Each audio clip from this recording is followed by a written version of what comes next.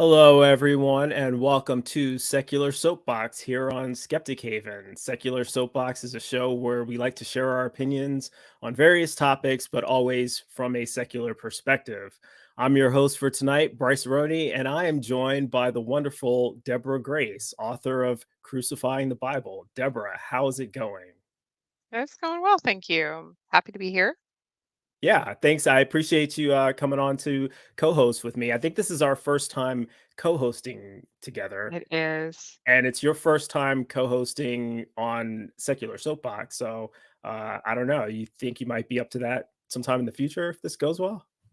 Yeah, We'd yeah. love to It's have my you. first. It's my first time co-hosting or hosting like You'll be this great. ever. So You'll be great. So today we're talking about angry atheists. You're an atheist, right? I'm a nullifidian, and there's a whole backstory to why I don't use the term. There's so many different interpretations and some research I've gone into. So yeah, Is it because you're angry? no.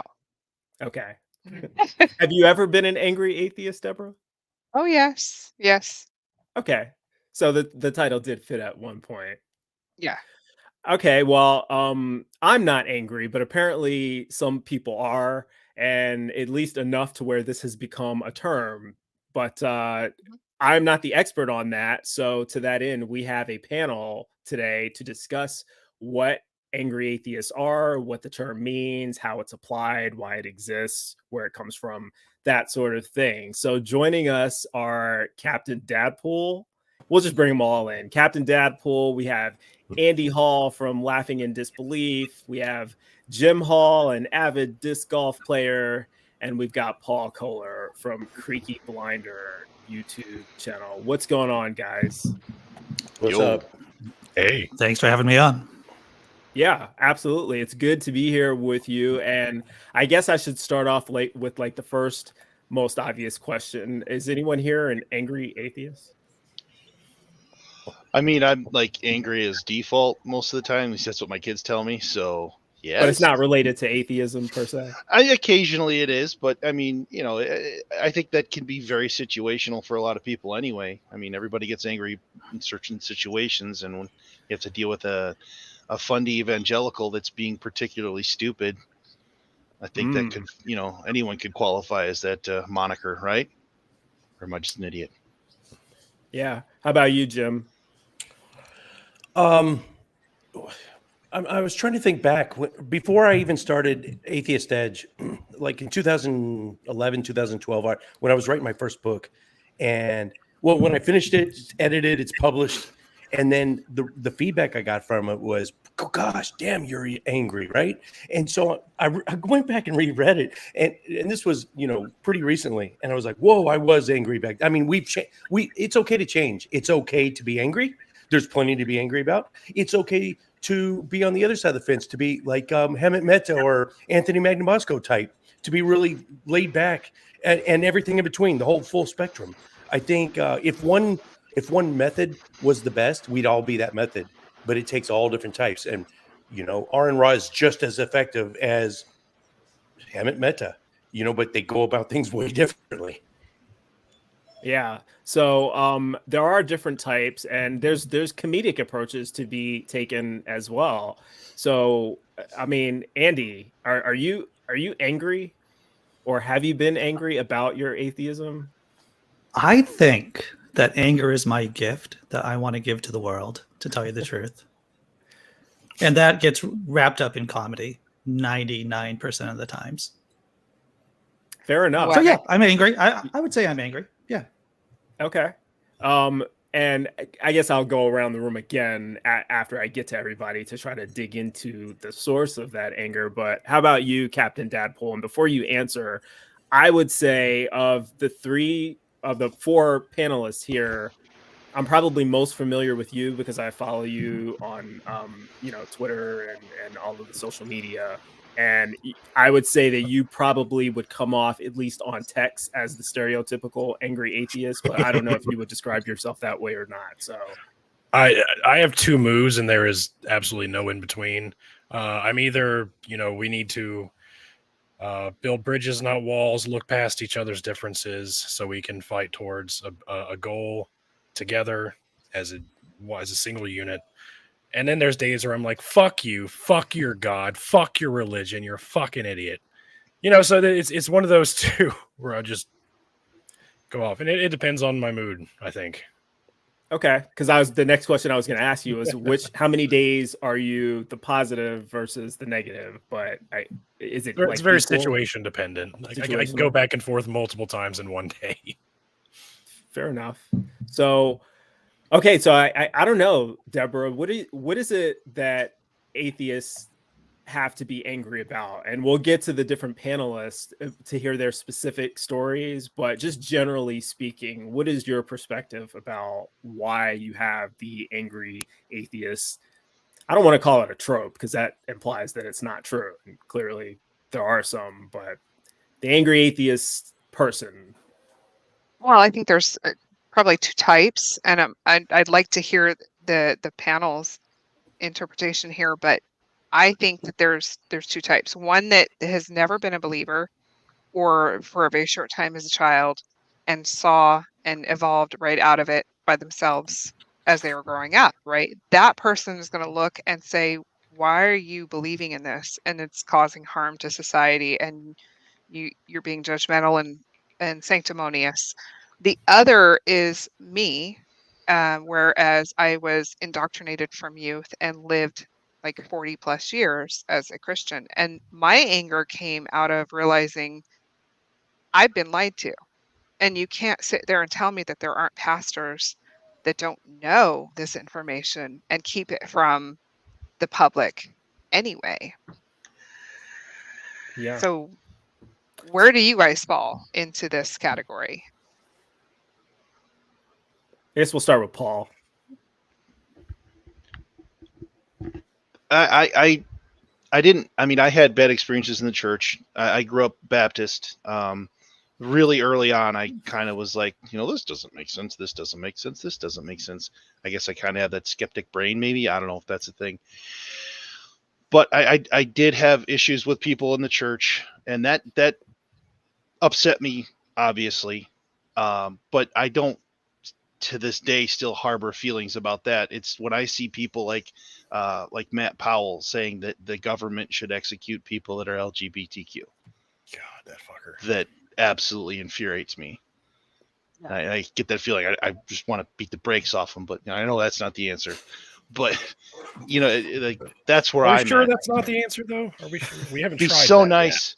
Yet. It's funny because Creaky was talking about before he went on vacation and making a video to Matt Powell. He's going to do this community post. Everybody send in 15-second long clips and then post it because he knows Matt will see it. And I started making a post and I was going to be like, I'm so happy for you that you left Michigan because I'm in Detroit. It's just a little less shitty here with you gone. I didn't submit it though. Piggybacking off that idea, I think we should be fair and acknowledge that there are Christians and other theists who would probably be angry for that same reason. I can remember back in my Christian days, I also identify as a member of the LGBTQ community, but I was a Christian for most of my life. So I would have been very offended at that idea, even as a Christian.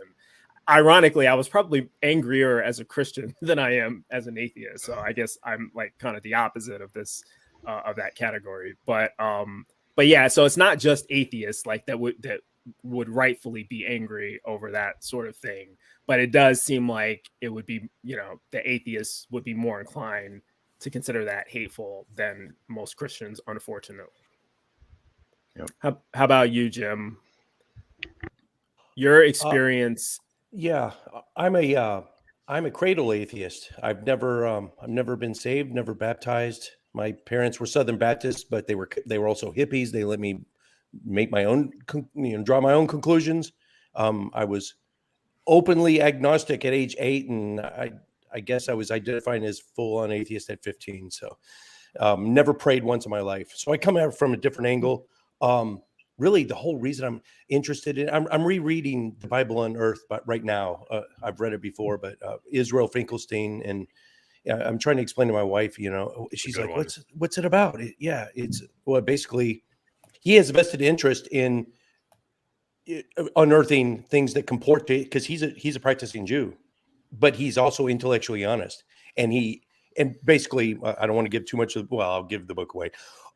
Moses didn't exist. The entire Exodus didn't exist. And she's like, why does that interest me? I guess it all boils down to just a genuine sense. I've never believed. It's just this weird curiosity, like, how in the world can you believe this nonsense?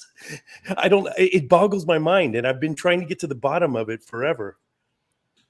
It's strange that Jewish people, in my experience, this is purely anecdotal, but I find that Jewish people tend to be a little bit more intellectually honest than the average Christian. It could have something to do with they're less religious, but I mean, obviously that's a generalization. I think for a lot of Jewish people, the religion is so tied into the culture that a lot of them hang on to it for cultural identity reasons more so than having to believe it, that these are literally true stories. Whereas in Christianity, the entire basis of salvation is belief.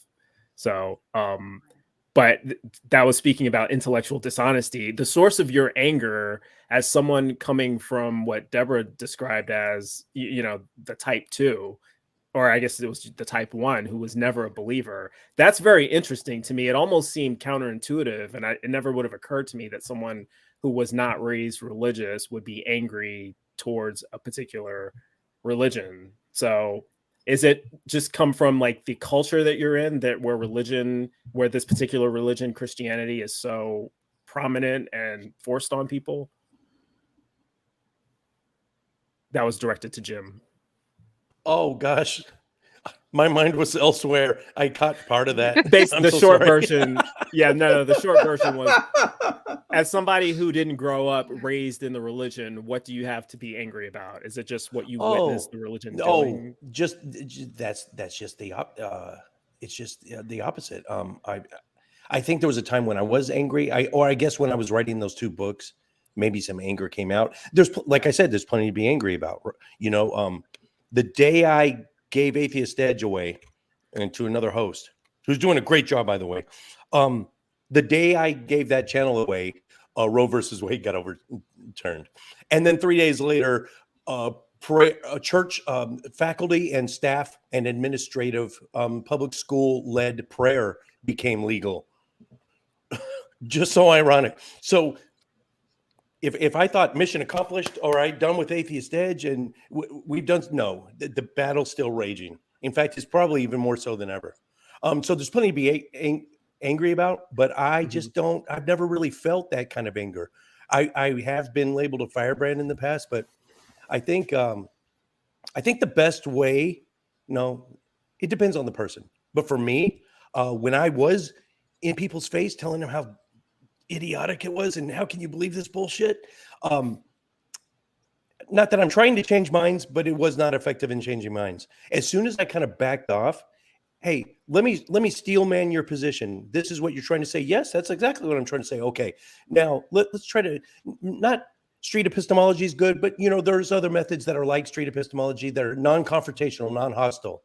And I have found that those, if you are trying to change hearts and mind, that seems to be the Socratic that seems method. to work better. Yeah. Sure. How about you, Andy? You have identified as someone who is sometimes angry, and I imagine it hits a little bit closer to home if you were raised in the religion. So, right. I was raised up Baptist, and being part of the LGBTQ community, also my penis discovered that I was an atheist before I actually knew about it. And so, yeah, and the thing is with humor, there's a little bit of anger, there's a little bit of edge there, right? It's kind of like this catharsis, this expression of anger in a kind of a packageable way, a way that's more friendly. That being said, I think anger, in an evolutionary way, it serves a distinct purpose, right? It's part of a fight-flight mechanism.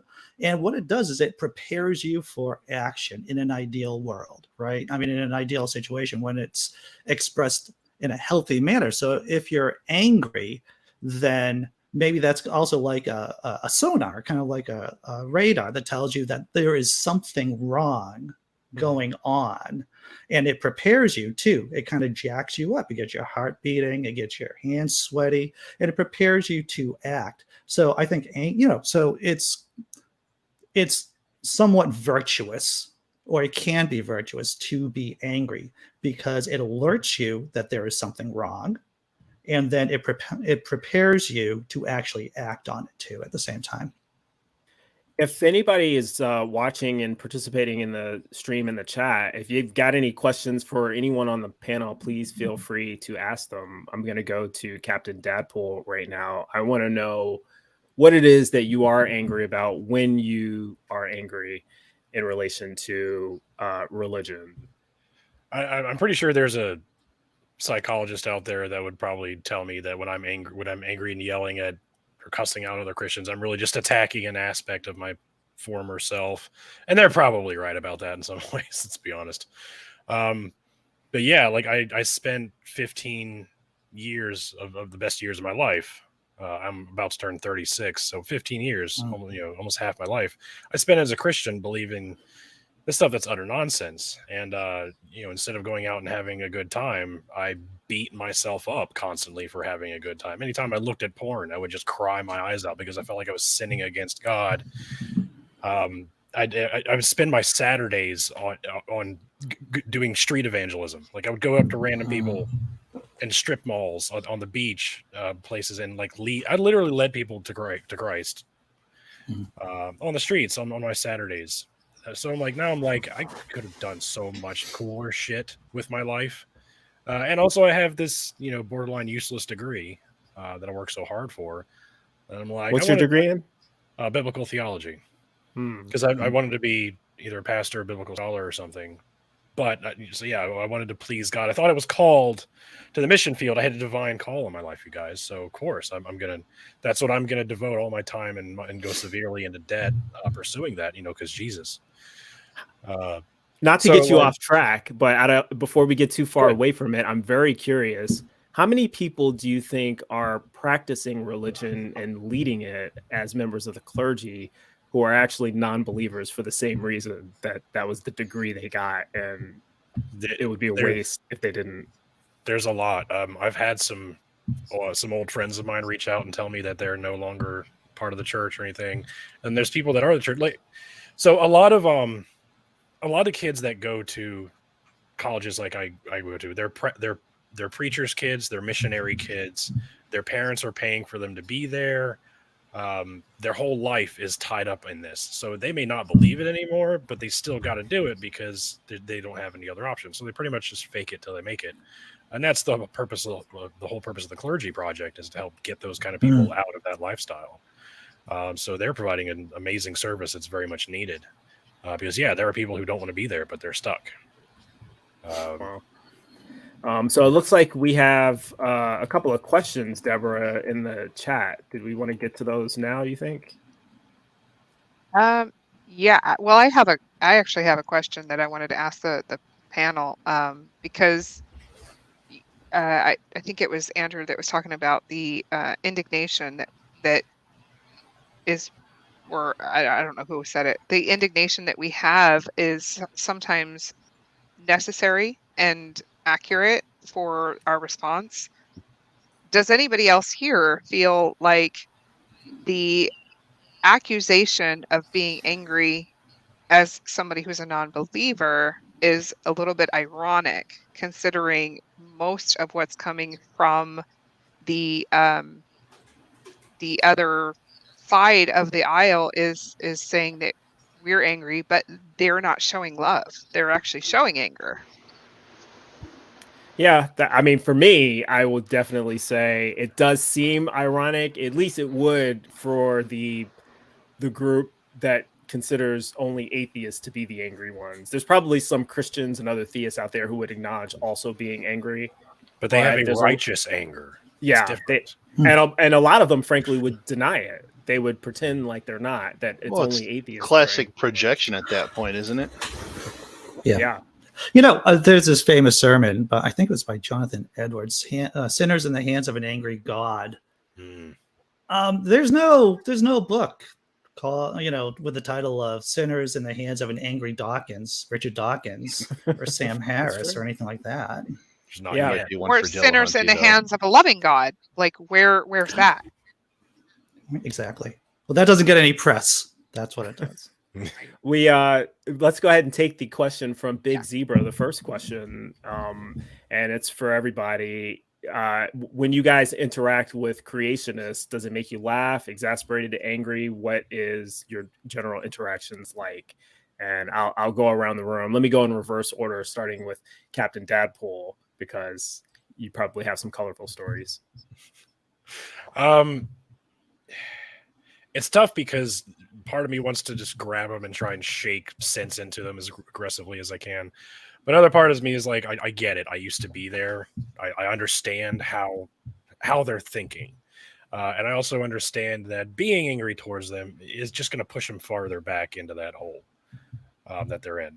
So being loving and compassionate and trying to present the arguments from an intellectually honest perspective is probably the best way you're going to convince them.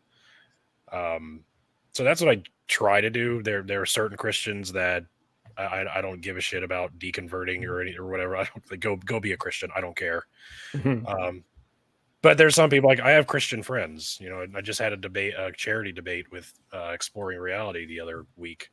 And I have several other Christian friends who've been on my podcast. Like, so we can shoot the shit and you be a Christian. That's fine. But as soon as you start telling me you want to convert me, well, then you're not interested in being friends. You want to convert me? Fuck off. Like I'll flip that switch really quick. But until then, like, yeah, we can fuck around. Andy, do you talk religion a lot with religious people? And if so, what are those conversations like? I talk about all the fun things. I talk about religion. I talk about sex. I talk about politics. I talk about all the things you shouldn't be talking about to everyone, to tell you the truth. Okay, maybe not at work, but I try to tone my game down at work. And even that's difficult, to tell you the truth.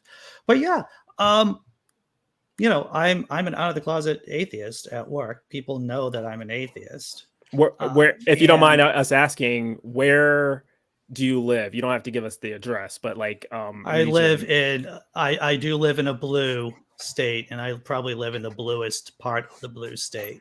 And the people I work with are pretty chill. So, is being an atheist really a big deal then? Even if the majority of people are religious around you in a when your boss has a cross around his neck, and even though he's cool, you don't know what he's thinking about. Yeah, good point. So even though I say I'm an atheist, I keep it toned down. That's about as far as I go. You find yourself walking on eggshells around these people? Well, there's a variety of ways to be subversive without directly attacking religion. Because the people I work with are really smart. And I think the people who are religious were just brought up in the faith and they haven't really thought that much about it. So if you try to work around the edges, try to be funny about it, smile a bit every once in a while, then maybe you can kind of get those critical thinking skills that they already have and have them apply it to their faith. That's at least what I try to do at work. I run a guerrilla campaign. That's what I do. I'm a huge fan of George Carlin, and he has a lot of bits about religion that I also watch a lot of reaction videos on YouTube of people who are obviously religious but still finding the humor in what he's saying, and you could see the wheels turning, like they've never actually thought about this one thing before. So comedy could be a great way to present that. Well, it really is, because George Carlin, there's a great documentary on George Carlin. I think it's on HBO Max right now. It's a 2-part series. It's definitely worth your time.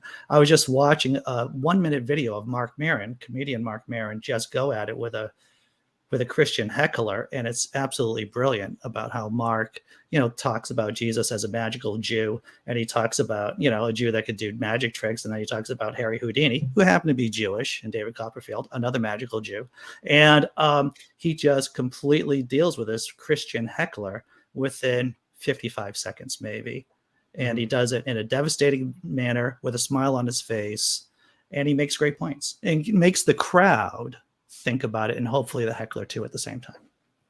Jim, when you are interacting with Christians or other theists on the topic of religion, first of all, does that come up? And if so, how do those conversations go? What's the tone? Well, now that I'm no longer the host of Atheist Edge, there has been a dearth of that opportunity, and believe it or not, it feels glorious. It's just like a load lifted out of my chest. Not that I'm going to dive back. Yeah, I may dive back in the future, but to be out of the mix for a while, it just feels great. But when I was interacting with them on the show, the two things I really had to be cognizant of is keeping them on point, because a lot of times the crazier they are, the slipperier they are. So they're slippery fish. You got to keep them on point. Don't let them whataboutism you. Keep them on point and maintain your patience. And most importantly, you can be thinking in your head, this guy is just nuts. But if you show it through your facial expressions, if you chortle or if you openly mock him, it's going to be a showstopper.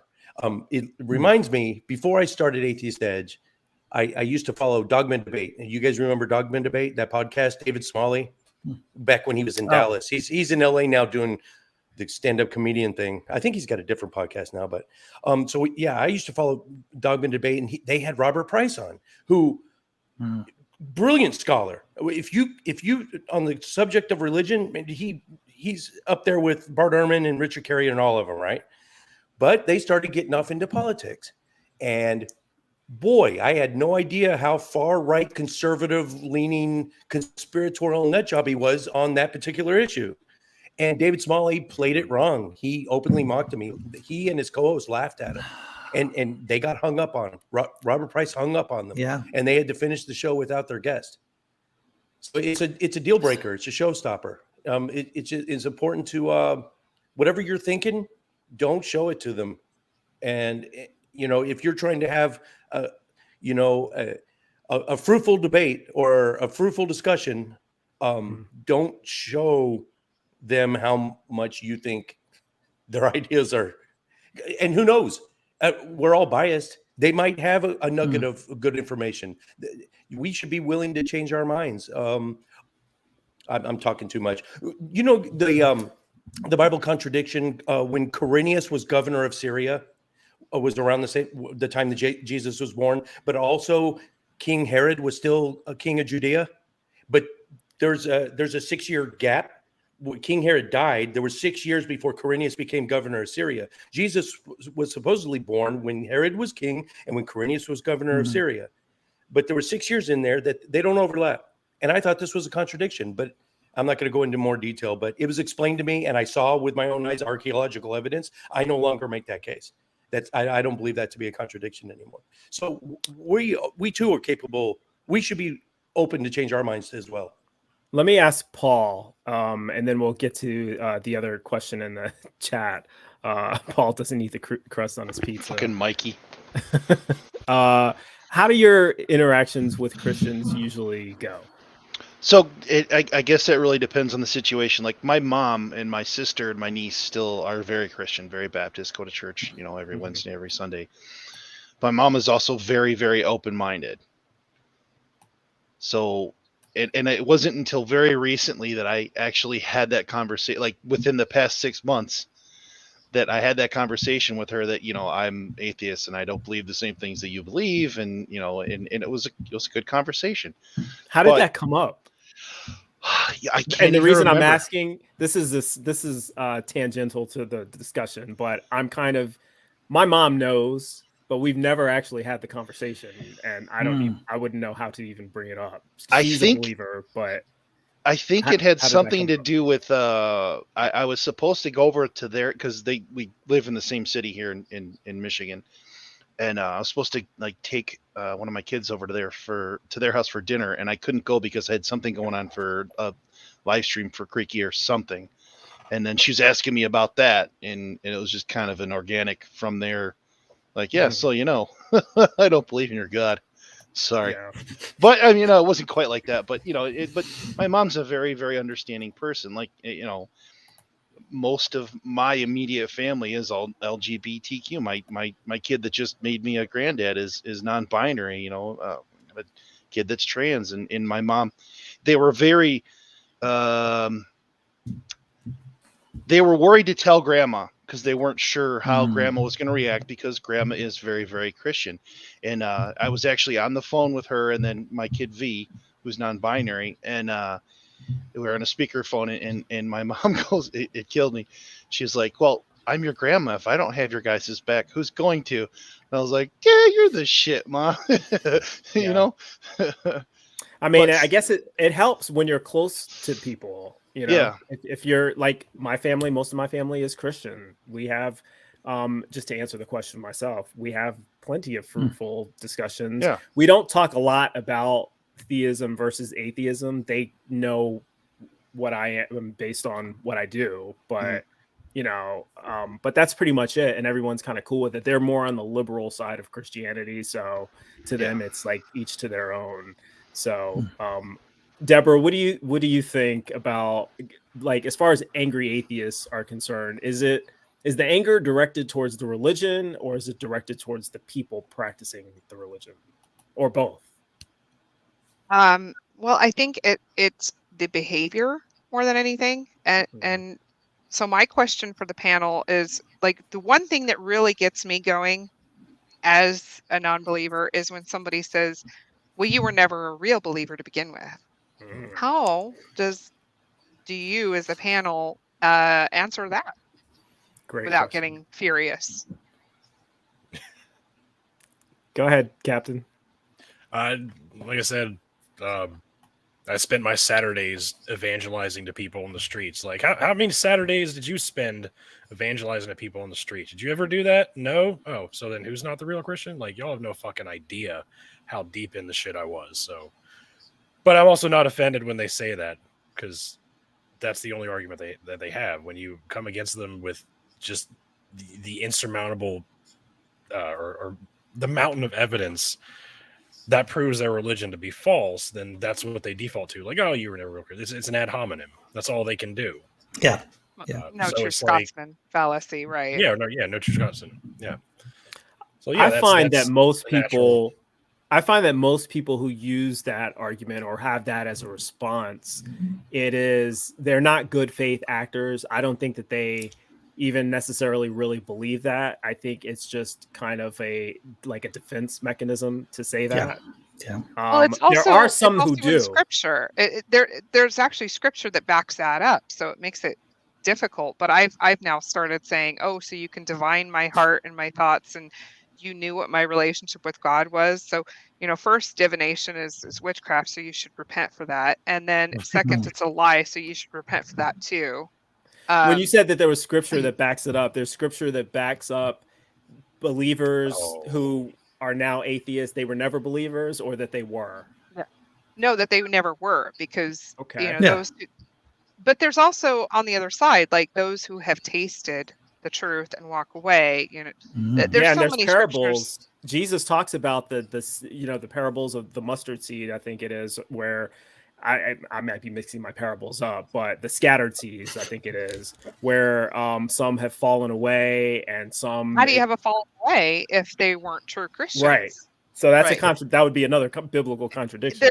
There's a lot of contradictions there in that, but I just wondered if that made anybody else angry. I want to bounce off what Captain Dadpool was saying. If someone's going to say or charge me with never being a Christian, I would reply that I gave up masturbation when I was a middle schooler for the love of Jesus. Well, that came out wrong, maybe. But, if there is like a real metric about whether or not you're a real Christian or not, I would say that would be at least somewhere in the peer review literature. That's a big one. Don't touch yourself. Yeah. Depending on the denomination, I know that's like in Catholicism, that's more of that's actually said, right? That's like one of the mortal sins or something like that. Big Zebra has another question in the chat, so we'll go around the panel. What do you miss about Christianity? The bake sales? Let's start with Jim, and then we'll go to Paul. Cradle atheist. I really I don't. Well, have a I guess dog in maybe that for the fight. cradle Yeah. atheist, the question should be, what do you admire, if anything, about Christianity or theism? Oh, hands down that feeling of community, and it exists on our side. It's not as robust, but it can be found. If you go to meetup.com, no matter if you live even remotely near a largest city, you can find secular, agnostic, atheist organizations, and many of them have a social side to them. So if you want a sense of, I'm a member of 3 or 4 here in Dallas Fort Worth. They're out there, and if you want that feeling of community, church-ish, everyone wants to be feel part of a community, and those options are available. But hands down, the church has a lock on that. They've got it down. In fact, I would say, just guessing, at least a small majority of those who go to church do it first and foremost for the social interaction, and then Jesus is an afterthought. I tend to think that might be true. Yeah. How about you, Paul? What do you miss about being religious?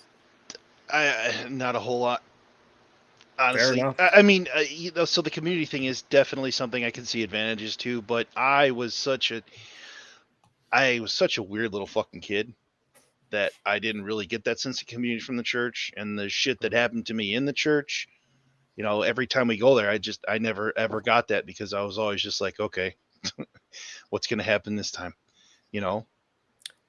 I'm not sure if you want to elaborate on that or not, but you have the opportunity if you do.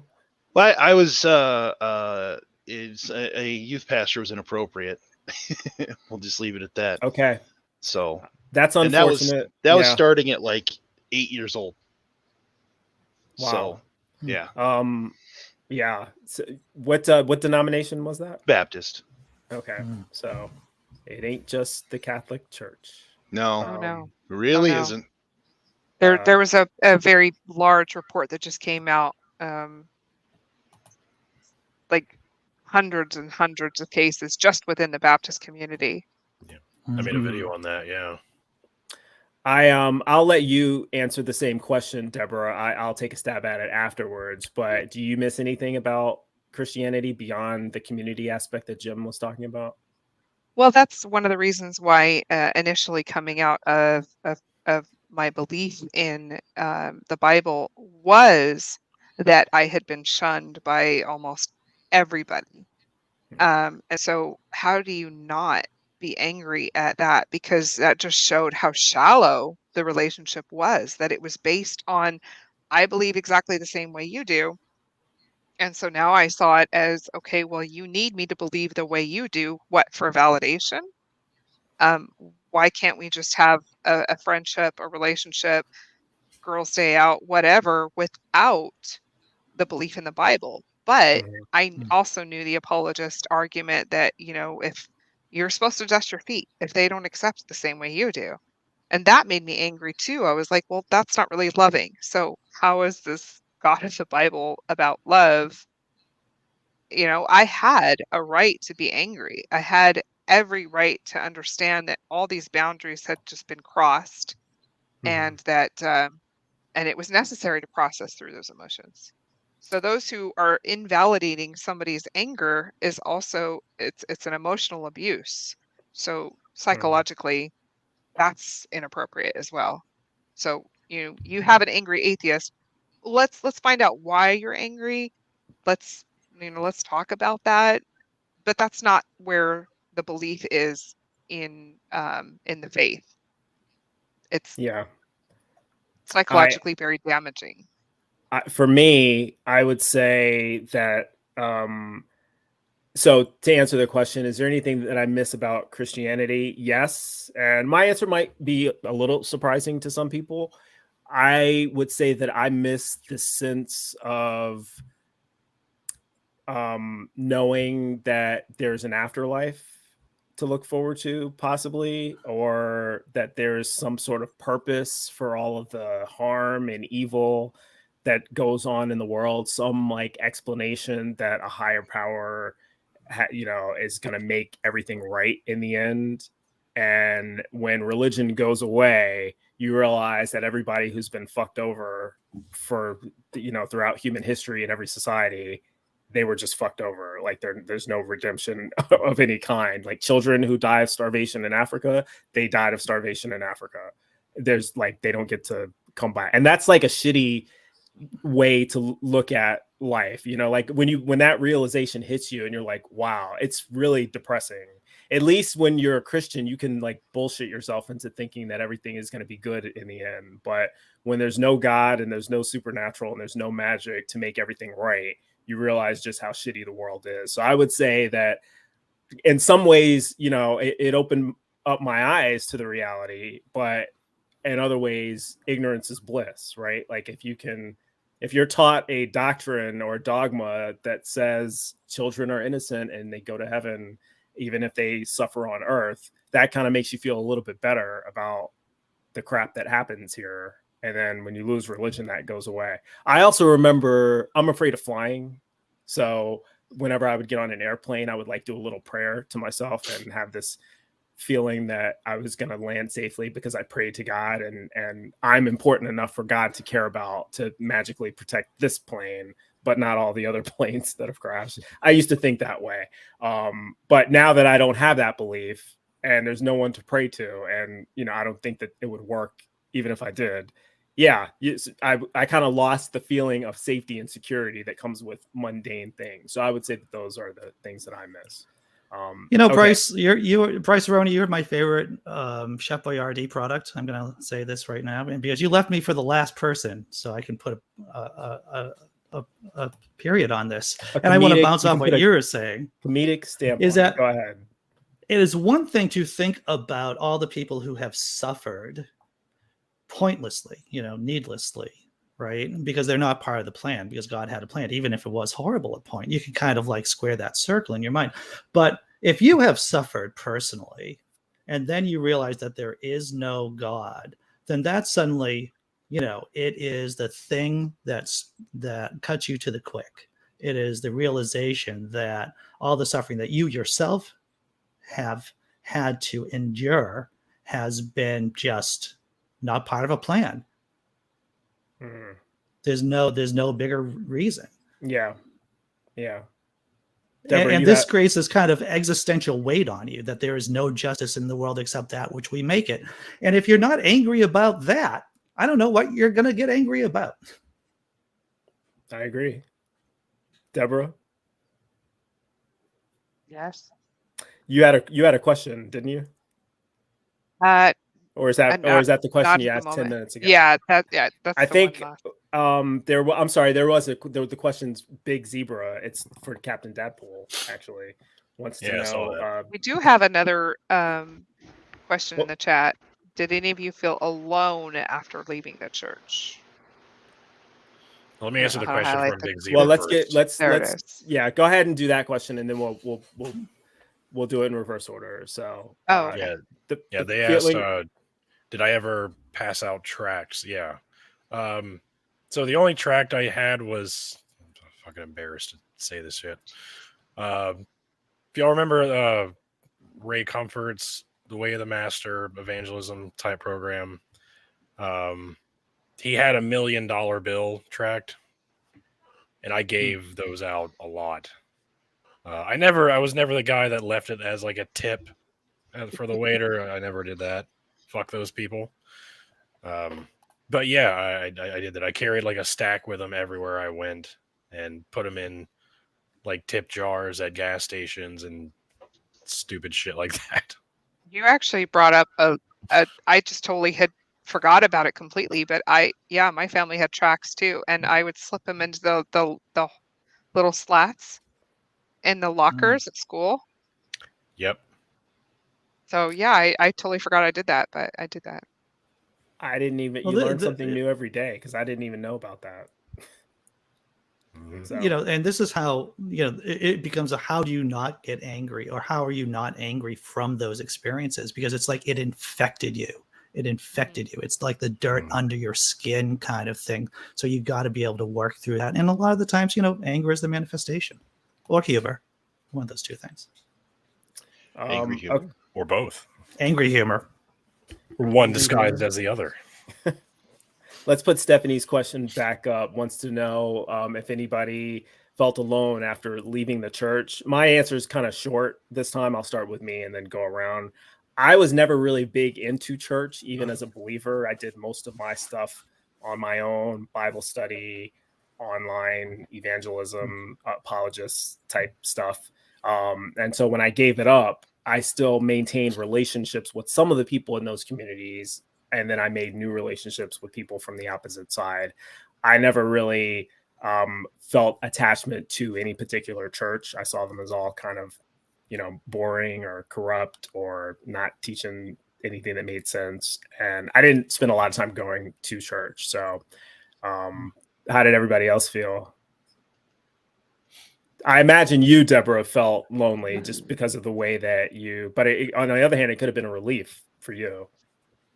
There was a bit of both. I was really lucky to leave the faith with my husband, but I'm still angry right now because there is, I believe, to be religious trauma syndrome residuals on my husband. So he has a huge aversion to wanting to discuss or process or even broach the subject of religion at all anymore. So I don't have that there. So I'm angry just in my own personal life, not at him, but because of the religious trauma syndrome that he's still dealing with. And so this kind of community that's here and these types of things that we're doing right now is cathartic for me. To try to process that residual anger that I still have. How about you, Jim? Do you never left? I don't think it church. applies to me really, but I'm sure thankful that, see, you guys, I think all of you were indoctrinated as children, and the fact that you broke free of those shackles is nothing short of just amazing. I'm so glad that you and people like you made that happen.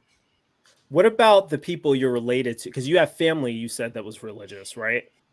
My mom and dad were Southern Baptist. And are they still around, or are they? Mom's not. They both went way conservative. They found their faith. Even they became more devout once they started turning on Fox News. And I remember I was in Iraq, and I got for Christmas, my Christmas present was a Bill O'Reilly book, and I knew, so that started happening, and now Dad fully on board with Trump. So I know it. There's a socio-political there, but he got Dad's even more devout now, and he cannot understand why I am the way I am, but it doesn't really affect our relationship. I just try to change the subject, I guess. There's plenty more to talk about. I don't know. Did you find a greater community, Paul, when you left the church, or did you lose more friends than you had before? How did that experience affect you? Me leaving the church was like an escape. So yeah, that's why I asked it that way, because I feel like for you and for Deborah, it would have been the opposite. You would have found more support. But it's only really been recently. I mean, within the past, 5, 6, 7 years, maybe. It was kind of one of those just separate, didn't realize that there was such a big community for atheists and non-believers. Yeah. And I stumbled upon it somehow. I don't even think I found, I always thought Hitchens was cool, so I was always watching stuff on Christopher Hitchens, but I think I was watching Thunderfoot on YouTube and then found Aaron, and then just kind of then Adil Hunty, and then it just opened up the whole floodgates to everybody that's on this medium, which is great. Yeah, Andy, how were you entrenched enough in it to where leaving made it difficult for you, or you found yourself alone? I pretty much gave up God the same time I discovered I like guys. Okay. So that created a lot of rifts with my family, but I always had my boyfriend to hang out with, and I went to live with him. So obviously I was like a young adult at that point, Mhm. And so I was lucky. I was lucky in that way. My deconversion and my discovery pretty much coincided. You were very much entrenched in it, Captain Dadpool. So when you deconverted, did you gain more people than you lost, or was there a period of loneliness for a time? Not really. I was pretty much already out on my own, and like my old church friends already like gone different directions. But it looks like um, Stephanie, was it? Mhm. Elaborated on the question. Yeah. Okay, so So to did you that, guys feel alone without the belief in the presence of a God? And I think s- my story kind of spoke to that a little bit, the airplane story. Not so much anymore, but there was a period of about a year or two where I did. yeah, I'd say there definitely was. Like when you're a Christian, you think you are God's servant. The creator of the universe has your back, so you're bulletproof. His will is going to happen with your life, so you have a sense of comfort and confidence with that. So Mhm. when you stop believing in him, yeah, that goes away, and it is weird for a time. But what I Hmm. how I recovered from that was realizing like all the times that like I was struggling financially, whatever, I would suddenly lose a job or my car would break down, all these like the typical things you go through in life. But I always felt like I had God there to scoop me up and help me out. So God got me another job. God, helped me find the money to fix my car. Like God was always, and then after you stop believing, you realize, oh, it was me that did all that shit. I fucking manned up and did what I had to do to get my life together, and it was all me. I didn't have no help from no fucking God. It was me. So I got comfort in thinking that way instead of thinking, Oh, that didn't actually make you mad that you had like lost all those years of having more faith in yourself? no, yeah, I was still very angry. Yeah, So I think both things can probably be true at the same time, Deborah, right? Because you can be angry at the fact that you had misguided beliefs for so long, but at the same Mhm. time feel lost and alone at the idea that you have to in some ways start all over again. Like I remember feeling a sense of loss when it comes to like meaning and purpose. When you're religious, everything has a meaning, God has a plan.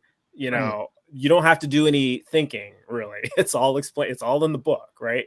Well, when you yeah, they when they you tell lose you not that, to think too. So Hmm. that yeah, that made me mad too. And I was like, wait a minute, now I have to like turn on my brain. now I have to think. Like I got to start from square one. I have no idea if my life means anything or how to even find meaning now Right, that there right. isn't an objective one. Like what do you do? That is a little bit of a crisis as well. That's And Yeah, what we the call whole paradigm an shift made existential me mad. crisis. Yeah, yeah, that literally. paradigm shift for me, it was like the Old Testament or the New Testament first is what I just missed. And Mhm. so I had like this transition period of about 6 months where I still believed in God, so it Hmm. wasn't jarring. But once I vetted the Old Testament and realized, oh my gosh, that's when it wasn't just a paradigm shift. It was anger. Like Mhm. it scared me a little bit. I was so mad. We So have a question from Wider Shins. Wants to Wiener know, Schnitzel. it's really directed to Jim, but do you feel compelled to free religious people? And I think that question actually applies to the people who used to be atheists as well, but we'll start with Jim since it was directed towards I you. think it applies to you guys more so than me, actually. Well, no, for me, no. But I can totally understand why people would feel that need to. I do believe that religion is toxic and dangerous for society. But I also think that there's a reason why religions pop up in every ancient civilization. I think there was a evolutionary benefit to belief in something bigger than you, the stars, the sun, the lightning. Mhm. I think it was, if nothing else, it was a comfort device. I think we transcended that now. We no longer need it. Do I actively go out and try to change hearts and minds? Like I said before, I do not. But when I stopped being a firebrand and I started listening to the believers, uh, my inbox filled up with people like, oh, your show or your book, your approach, all these testimonials. It didn't happen when I was confrontational. When I was actively listening to them and getting, letting them speak, that's when emails come in, thank you for, starting me on the path towards free of that. Yeah, your audio is starting to get a No, little I bit. don't actively change minds. Your audio is starting to And- get a Oh, little choppy is there. it I think you're having messing a up? connection Video. issue. Oh, thank God! I thought I was Jim. having a stroke. No, Sorry about that. so we'll I let him hope you figure heard that out. at least a good chunk of that. Okay. Paul, You could still be having a stroke. You don't know that yet. I smell your toast. experience in religion, Paul, was traumatic. Do you feel the need to free other people from religion because of that, or for other reasons, or do you even bother? I mean, so if it's a gradient, it's a spectrum. I mean, when I see people like yes, I think it would be great for my mom or my family to not subscribe to in the way they go about it isn't necessarily harmful, but it would be nice to be able to talk to them about atheist stuff and oh yeah, Noah's Ark, that was stupid, wasn't it? And I can't do that, but like people like Kent Hovind, man, with as much energy as he puts into what he does, if he was had a different directive, he could do some shit. Do you think Kent Hovind is an honest player? Do you guys think Kent Hovind really believes what he says? So we had a viewer of our podcast, Me and Creaky's podcast, and was taking a vacation down to Florida. And they said that, hey, I'm going to be driving right past Dinosaur Adventureland. You want me to check it out? And we're like, dude, that's up to you. And they did, and took his family, spent the whole day there. I've got video and pictures, and I mean, Ken Hovind wears Crocs, y'all. I've got photographic evidence. But I'm not going to say his name because I don't want to dox him. The person that went down there came from a very, very evangelical background. Like, can walk the walk and talk the talk, knows his shit. And he spent the day with Kent Hovind and said, this guy absolutely 100% believes what he's saying. Wow. Like, it's so easy to look at what he's doing and be like, oh, he's just a grifter. He's in it for the money. And then I'm sure that's part of it, because everything that's at DAL, he didn't pay for. But this dude believes what he's saying. Interesting. Wow. I can believe that. So I think the question was, do you guys feel compelled to free other people from it? I don't want to. I know, Yes. Deborah, you really want to answer this, and I can anticipate what Captain Dadpool's answer is too. So go ahead, Deborah, get in there.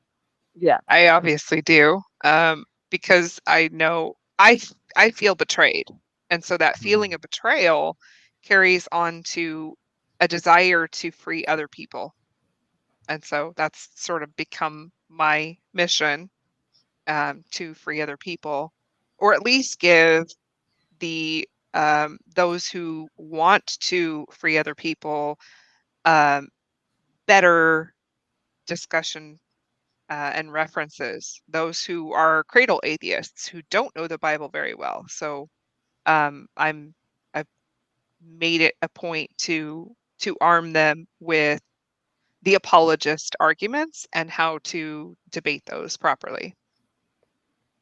And Captain, I suspect you have probably a similar answer along those lines. Yeah, I definitely do. It's largely, excuse me, I have a visitor. Aw. Will you go somewhere? I'm busy. Anyway, where was I? Yeah, because thinking about, like I said earlier, I know how they think because I used to think the way they think, and now that I'm out of it, the fuck is your problem? I gotta scratch your chair up. Come on. Anyway, so distracting. I used to think that way. But now that I'm out of it, now that I've escaped the matrix, I can look back and be like, God, that was such an unhealthy way to think. Like, I used to beat myself up for not being a good enough person. I would like jerk off and cry. Like every day, every other day, I'd jerk off and cry, because that's just. It's funny. Because you're sinning, you're hurting God by doing that. Why can't you just not do that anymore? You're such a bad Christian. Blah, blah, blah. Right. He doesn't care about the starving children, but he cares about what you do in your bedroom. Right. And it wasn't just that. It's just like, oh, I didn't pray long enough today. I didn't read my Bible today. Like, I would beat myself to death over that. And now I'm like, that was such a fucking unhealthy way of thinking. So I want people, I want to deliver people from that. Like, you don't have to become an atheist. Do whatever you want. I want you to make your own decision. Go be Buddhist. Go be Hindu. I don't care. But do something that's going to be fucking healthier than thinking you were born sinful. You were born deserving of hell. What the fuck kind of God comes up with that shit? And you worship this clown? Yeah. So, again. So the short answer is yes. You want to free people of yes religion. Is the answer. Okay. And also kitten. There you go. And Right. Go ahead, Andy. You look like you wanted to jump in at some point there. I want to yes and what everyone else is saying, but with, I just said yes and. I'm going to go with yes and that it has informed me to act in a political, in an economic way, because religion is this response to a miserable life. You know, we've seen that countries and societies that have a good social safety net have less, lower levels of religiosity. And so if I am working in the political arena to make life less miserable for my fellow citizens here in the States, then I think what I'm doing is actually striking a blow against evangelical Christianity. And we are in a knife fight with evangelical Christianity here in the States. And it is not just and theocracy. So it is not just the fact of learning the right arguments, but is out going there and voting and to organize. Yeah. My position is I'm not so much trying to compel people to leave religion. For me, it's more about compelling people to embrace critical thinking and adopt a skeptical mindset so that they can have justified beliefs. And it can apply to religion, it can apply to politics, it can apply to science. I want people to embrace science. I think it's the best methodology for discovering what's true about the natural world. I want people to embrace humanism because I think it is morally superior to any religious system. If you can find a way to weave that into whatever religion you're believing in, sure, by all means. It seems like a lot of people are unable to do that, though. So to that end, I'm more about promoting things that I see as positive mindsets than trying to get people away from their belief. People's beliefs or whatever their beliefs are. I just want people to have beliefs for good, justifiable reasons, assuming that it will lead them away from religion, because there's not really good, justifiable reasons to still be believing in religion. But that's what I know we've touched a little bit on the political side of things, but beliefs dictate actions. And we see this like colonizing mindset with Christianity in the world right now, particularly against women and the LGBTQIA plus community and anybody who doesn't believe like them. So when I was in religion, I would argue that no, it's not, it's like the Muslims that can't divorce their faith with their politics. But we see that's actually not the case, or it is the case with Christianity in the United States. And so it's the same as what you're saying. It's completely the same, right? Yeah. But I have a new anger that wasn't there before. Oh, I lost your audio. Yeah, I lost your audio. We lost your audio there, Deborah, towards the end. But while you're getting that back, let me piggyback on that to say that I'm probably an angry progressive. in the political sense. I don't think I'm an angry atheism because it's not, I don't direct it towards religion. Religious people might disagree. They might consider a lot of what I have to say to be anger towards them or their religion. And usually it's not. It's just me pointing out what I think are absurdities and trying to get people to think differently. But the thing that I am angry about is more on the political side. I am angry at things that the government is doing, things that people trying to control the government are doing. I'm angry with what the Supreme Court is doing and has done.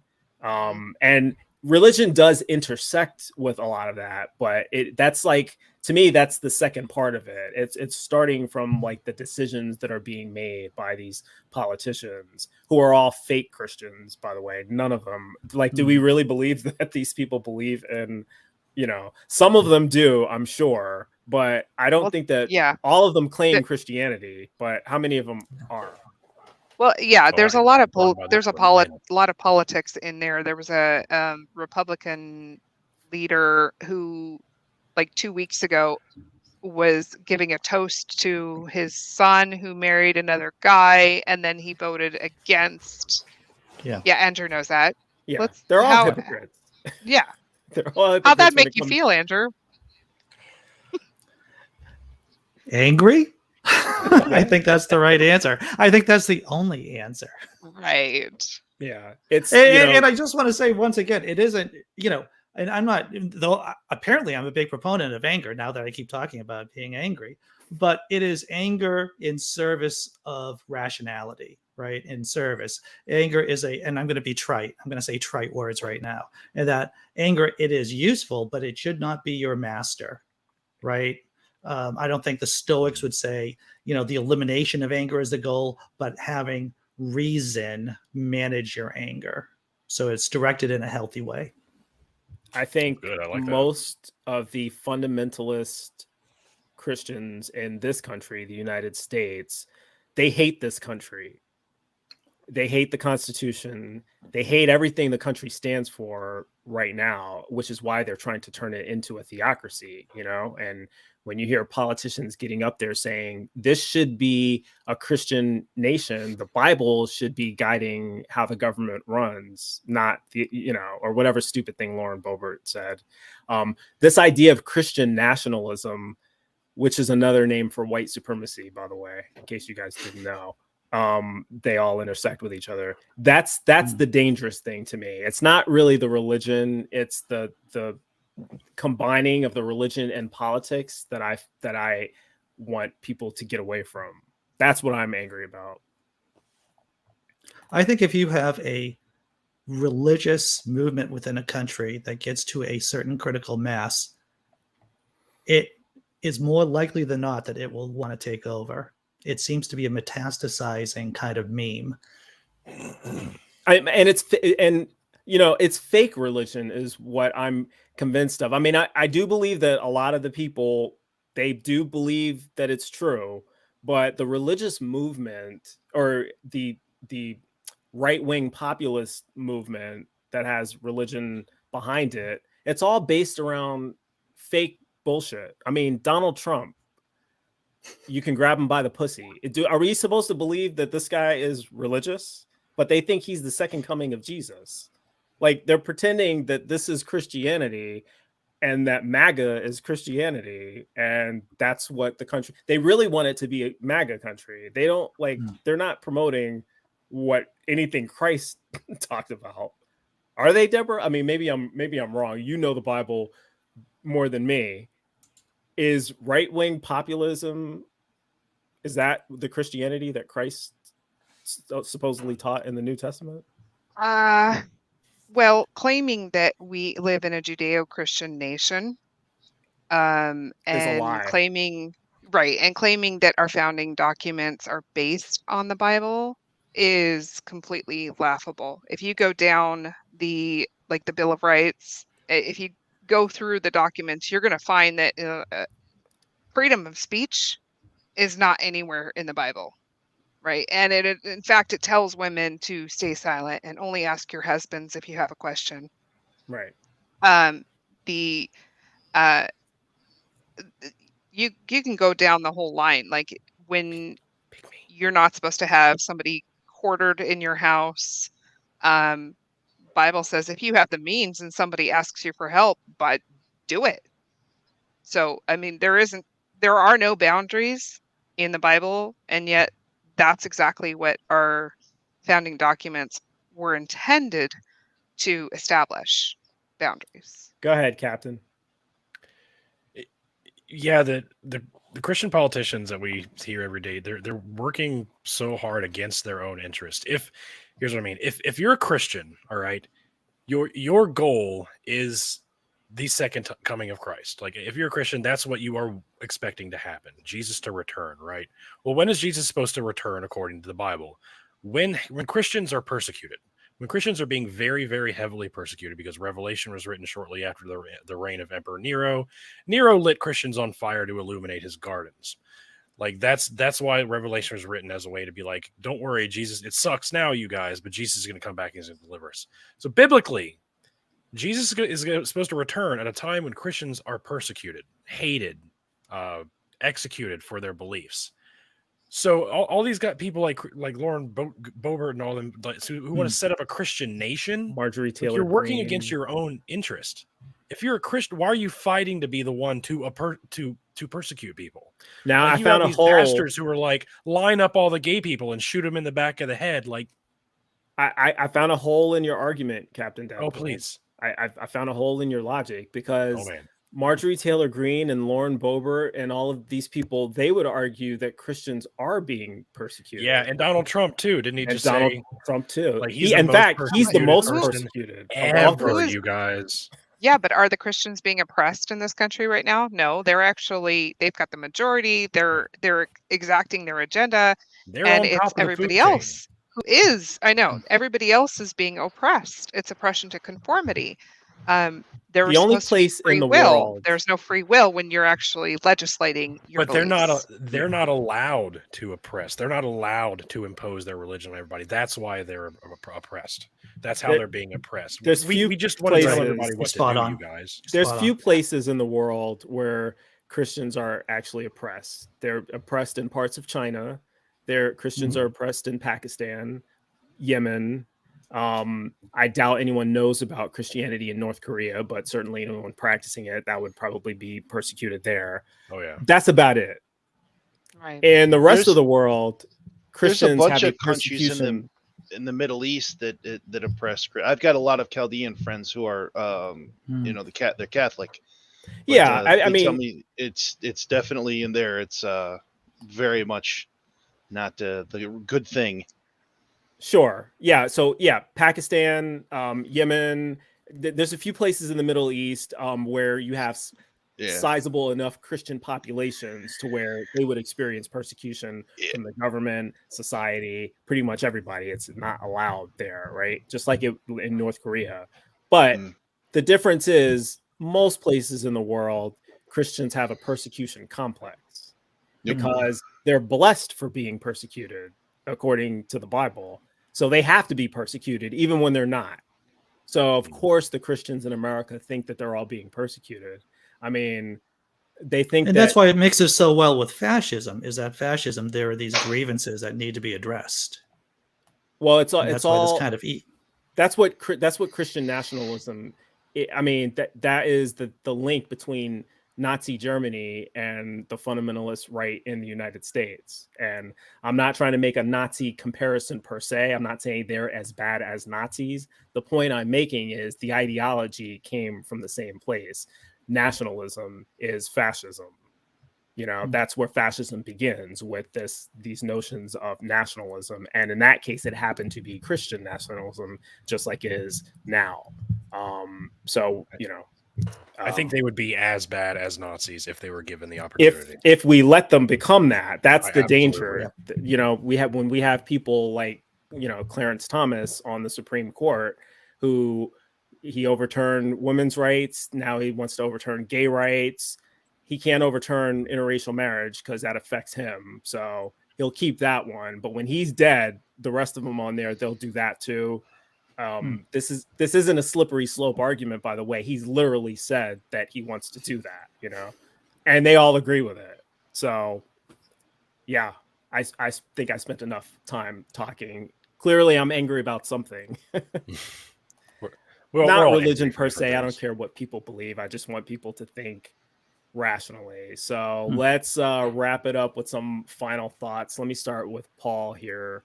What is your mission, Paul, when you're interacting with Christians in the future? Do you have a desire to? How do you want to approach them?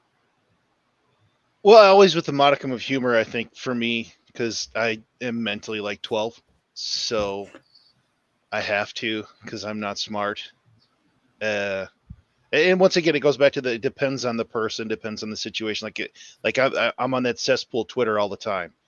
And I've gotten into some pretty good flame wars with the evangelicals on there. And for the most part, it's fun. But then it comes to a point where it's just, okay, I'm done. I'm exhausted. Fair enough. You know? Jim, is your audio back up? Can you? I hope so. Can you guys hear me all right? Okay. Loud and clear. Perfect. All right. Much better. Final thoughts? Yeah. I jotted down the 6, just this is YouTube specific, but there's 6 major categories of YouTube atheist channels. There's educational, there's social, that's, where they're not even necessarily talking about atheism. It's just social interaction. There's awareness raising. I think probably most of them fall into that one, where it's a non-confrontational, it's usually scripted, pre-edited. Current events, there's a few of those. Drama channels, avoid those at all costs. They actually do more harm than good. And then the 6th and final type of channel, or the type of atheist that you can categorize these as individual atheists as well, is the activist / firebrand. The angry atheist. They represent a significant percentage of we atheists, and they're needed. It's just that I don't think we should all be that. It's effective for some. I'm not one of them. I like to catch more. You can catch more flies with honey than you can with vinegar. If you listen to them, for me personally, let them talk. Not even consciously. You might just through interacting with them, you might plant a seed of doubt, and it's happened dozens of times to me where 6 months, a year later, and they come back to me like, I've been thinking about what you said, and then you planted a seed, you didn't even know it. So I gave Atheist Edge up to Kaz, who's doing great with it. So it's very humbling to go from a platform with 11,000 fans to I'm doing a disc golf channel, disc oriented. I've got 50 subscribers now. If you're interested in disc golf, maybe go give that a try. That's my final thoughts. Jim or Andrew. I want to ease, and this is going to sound kind of wankerish, but I really want to ease other people's burdens if I can, and then challenge them too at the same time. Fair enough. It doesn't matter if you're an atheist. It doesn't matter if you're a Christian. I just want to know what you're about. I want to see if I can lend a chuckle, maybe a hand, and then maybe offer a couple of suggestions. Maybe not suggestions, but a couple of jokes. And that might open some doors. That's what I want. That's what I want to do. Awesome. Captain Dadpool, you are angry sometimes and sometimes not. So what is your goal when you're communicating with still theists overall? My goal is to, when dealing with theists, is to find out who they really are as a person, not as a theist. Because so many of them, and we get accused of this as atheists, like you make atheism your entire identity. Well, Christians make Christianity their entire identity. I want to know more than that. I don't give a shit what you believe. What do you do? What do you do? What are your likes? What are your hobbies? My YouTube show, Nerds and Heresy. We at the end of every show we have a segment where we just nerd out. So like I've had Christians come on my show and I'm like, hey, what do you nerd out about? Turns out there's a lot of Christian apologists are huge anime nerds. Awesome. Let's talk about that. Let's talk about your hobbies. Let's talk about things like I want to know who you are as a person. I don't give a shit about your beliefs about the afterlife or about God. What do you like to do? Let's shoot the shit about something we have in common. So I think that's my goal, is to realize that they're people. They're not all religious nut jobs. And even some of the ones that are religious nut jobs don't have to be if they're given the right push. Yeah, sometimes even for the religious nut jobs, if you share common interests and you can interact with them on that level, you may change their mindset about people like you, people like us, people who, now that they have an atheist friend or a gay friend or a trans friend, maybe they realize the value in treating them as a person when they didn't have to before, and maybe they call into question some of their other beliefs. Deborah. So, yeah. Actually, let me ask you a question. Maybe this will help.